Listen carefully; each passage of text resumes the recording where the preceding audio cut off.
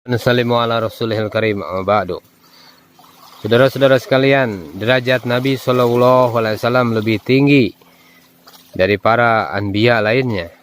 Karena medan dakwah Nabi, kumpulan dari medan dakwah anbiya alaihissalatu wassalam.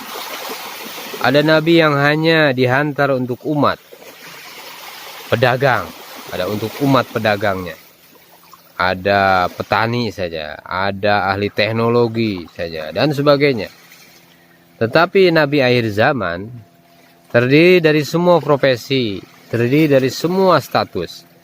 Sehingga kalaulah umat Rasulullah SAW berdakwah kepada ahli siasah, maka nurnya akan sama dengan derajat Nabi SAW, lebih tinggi daripada para anbiya lainnya. Karena medan dakwah Nabi SAW adalah kumpulan dari medan dakwah para anbiya alaihissalatu wassalam. Ada Nabi yang dihantar untuk umatnya yang pedagang.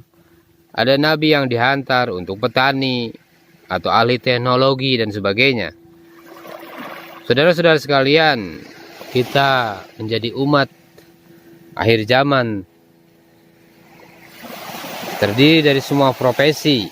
Umat akhir zaman ini terdiri dari berbagai macam status, sehingga kalaulah umat Rasulullah SAW berdakwah kepada ahli siasah, maka nurnya akan sama dengan Nabi Musa alaihissalam. Berdakwah kepada pedagang akan sama nurnya dengan nur daripada Nabi Shu'aib alaihissalam. Berdakwah kepada petani sama dengan nur daripada Nabi kaum Saba. Berdakwah kepada ahli olahraga, maka nurnya akan sama dengan Nabi Hud alaihissalatu wassalam. Berdakwah kepada ahli seksual, maka akan sama dengan nurnya Nabi Lut alaihissalatu wassalam. Saudara-saudara sekalian, jika seseorang meyakini agama membutuhkan harta, membutuhkan kerajaan, membutuhkan kekuasaan, membutuhkan pemerintahan, dan didakwahkan perkara ini kepada manusia, maka orang akan kenal dengan kehebatan harta, maka orang akan kenal dengan kehebatan pemerintahan, kehebatan Cina, kehebatan Amerika, kehebatan orang-orang yang menjadikan harta di atas segalanya. Tetapi mereka tidak kenal dengan kehebatan Allah Subhanahu wa taala. Maulana Yusuf rahmatullah alaih mengatakan, kalau orang berjuang agama dan telah korbankan harta dan dirinya, tetapi masih meyakini bahwa agama akan tegak dengan pemerintahan, akan tegak dengan kekuasaan, akan tegak dengan harta, maka dia adalah musuh agama. Oleh karena itu, maka kita harus meyakini, kita harus tingkatkan iman kita, pengorbanan di jalan Allah Subhanahu wa taala.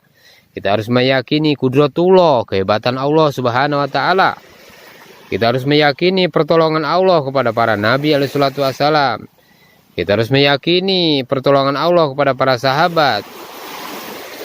Maka iman kita harus betul-betul Allah Subhanahu wa taala sebagai Khalik. Selain Allah Subhanahu wa taala adalah makhluk.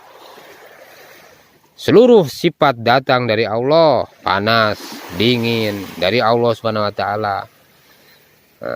Sehat, sakit, mulia dan hina ini dari Allah Subhanahu wa taala. Manfaat dan mudarat dari Allah Subhanahu wa taala. Segala kehendak baru bisa berlaku apabila sesuai dengan kehendak Allah Subhanahu wa taala. Jadi kita bicarakan terus dalam hati kita nafi, isbat. Hadirin saudara yang muliakan Allah Subhanahu wa taala.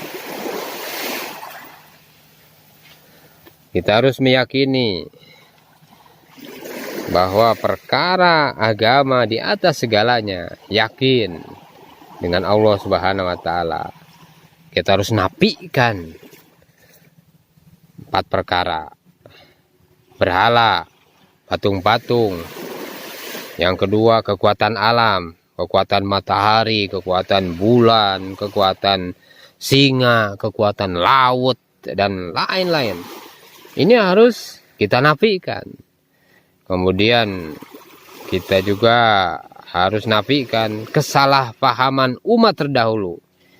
Yakinnya itu dengan pemerintahan, yakinnya itu dengan pertanian, yakinnya ini dengan harta, dan sebagainya. Kemudian kita juga harus nafikan yakin atas kekuatan diri sendiri. Yang kuat ini adalah Allah Subhanahu wa taala. Allah kuasa, makhluk tidak ada kuasa. Allah Subhanahu wa taala akan berikan kepada kita 4 perkara. Allah cabut keyakinan kepada 4 hal yang kita nafikan tadi. Nah, kalau kita betul-betul yakin kepada Allah, kita diberi kekuatan juga untuk mentaati 4 perkara yang kita nafikan tadi. Kemudian Allah Subhanahu wa taala akan hindarkan kemudaratan daripada 4 yang kita nafikan tadi dalam kehidupan kita. Kemudian juga Allah Subhanahu wa taala akan tundukkan 4 perkara yang kita nafikan tadi. Ya, Allah Subhanahu wa taala akan tundukkan semua berhala, patung-patung, kekuatan gaib daripada makhluk-makhluk tadi.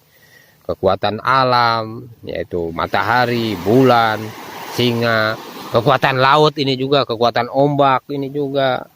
Nah, jadi kita jangan yakin kepada kerajaan, ya, tidak yakin dengan pemerintahan, yakin dengan pertanian, yakin dengan perdagangan, yakin dengan harta.